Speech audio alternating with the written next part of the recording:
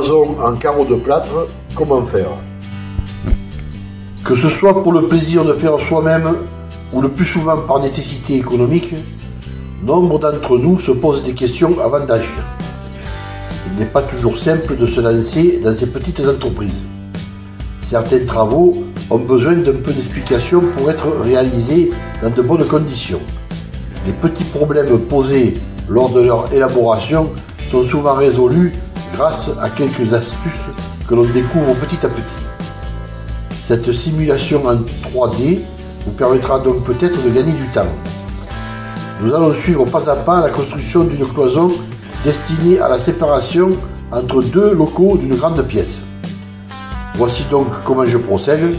Ne voyez pas là des conseils de professionnels, mais simplement la démonstration d'une façon de faire. Je commence par tracer au sol la distance désirée entre le mur et la cloison. Je fais de même sur le mur opposé. Cette cloison fera 7 cm d'épaisseur. Je marque donc les deux côtés au sol.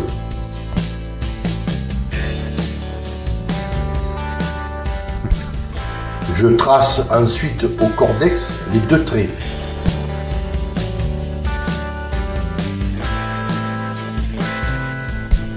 Je répéterai cette opération sur les murs et le plafond.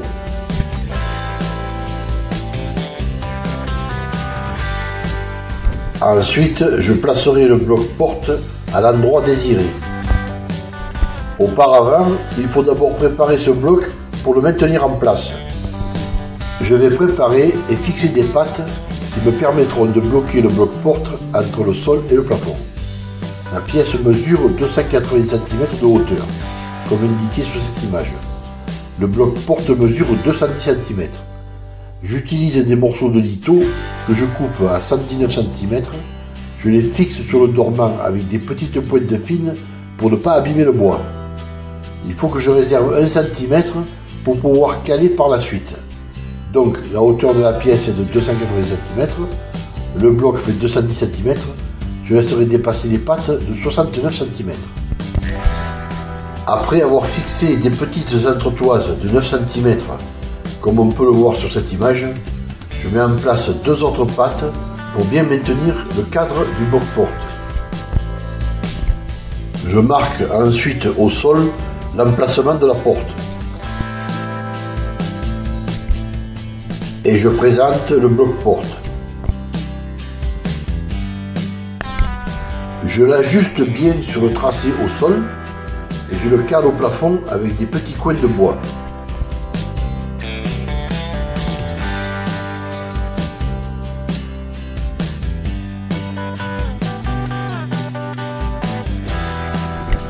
Ensuite, je le fixe au sol avec des petites équerres de 12 cm.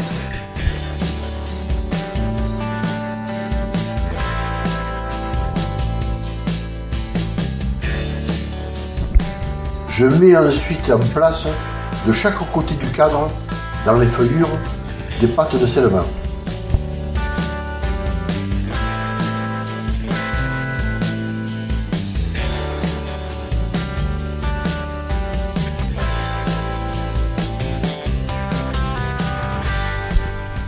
Je perce ensuite dans les murs de chaque côté, à l'intérieur des tracés, des trous pour réaliser des ancrages pour les carreaux de plâtre. Je vérifie le niveau du bloc-porte avec un niveau à bulle, puis je vérifie l'aplomb, toujours avec le même instrument. Avant de commencer, je vérifie que tout le matériel nécessaire est à disposition. J'ai donc là une massette et un burin, un maillet caoutchouc, une cale à frapper comprenant une encoche pour ne pas abîmer les tenons des carreaux de plâtre, un couteau à enduire 14 cm, une taloche, une scie aiguine, une truelle, une équerre, un crayon et un mètre à ruban, et un seau de colle dont la colle sera bien préparée au malaxeur. Les carreaux de plâtre que je vais utiliser sont pleins. Ils mesurent 66 cm de longueur, 50 cm de hauteur et 7 cm d'épaisseur. et pèse 24 kg à l'unité. Il en existe des alvéolés qui sont moins lourds. Je peux maintenant commencer. J'applique au sol un cordon de colle de la largeur des tracés et d'un bon centimètre d'épaisseur. Dans le premier carreau, je découpe une encoche qui correspond à l'emplacement de la pâte de scellement. Les coupes se font très bien à la scie égoïne. Avant tout, je remplis de colle les trous dans le mur concernés par ce premier rang de carreaux de plâtre, à l'aide du couteau à enduire et de la taloche. J'enclenche ce premier carreau dans l'emplacement réservé à cet effet sur le châssis de la porte. Je m'aligne sur le trait au sol et je place les autres carreaux. Pour cela, j'applique de la colle sur le côté mortaise du prochain carreau et je le mets en place.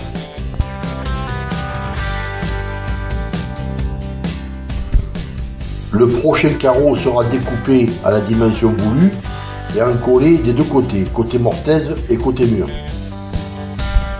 Pour l'alignement, j'utilise une règle en aluminium de 5 cm de côté. Je me fie à l'arête de la règle pour bien aligner les carreaux. Ensuite, je continue de l'autre côté du cadre, même préparatif et même méthode.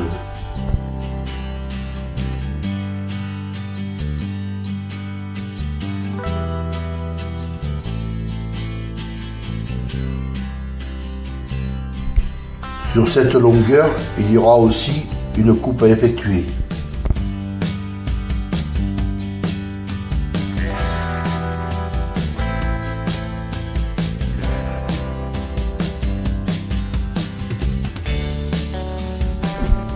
Je prends soin de bien remplir de colle les trous dans le mur.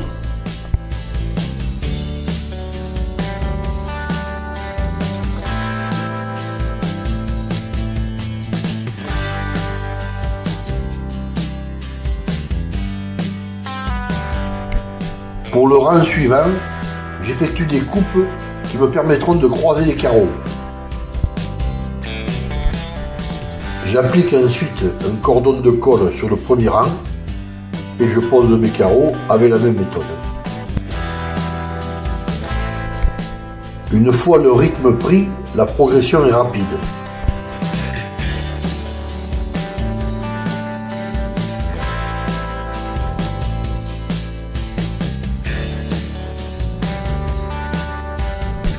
Pour effectuer le 5e rang, j'ôte les pattes de bois qui coincent le cadre et je peux maintenant ouvrir délicatement la porte. Pour finir la cloison, il faudra pas mal de coupes. Le rendu est évidemment aussi bien d'un côté que de l'autre. Voilà, c'est terminé pour la construction de cette cloison. Il faut maintenant attendre quelques heures, 48 heures environ, avant de gratter et poncer les bavures de colle. Après, ce sera le tour de la peinture ou de la tapisserie.